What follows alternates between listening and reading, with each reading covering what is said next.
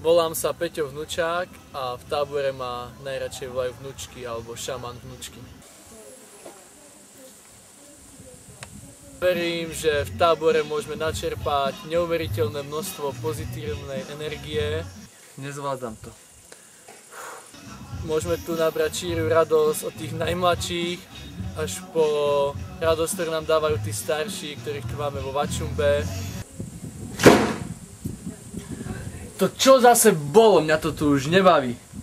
Verím, že človek tu dokáže byť iba pozitívny, lebo deti sú vážne skvelé. Musím raz vyriešiť.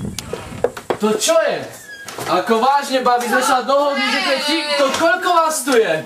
Treba rozdávať veľa pozitívnej energie, ktorú v sebe cítime.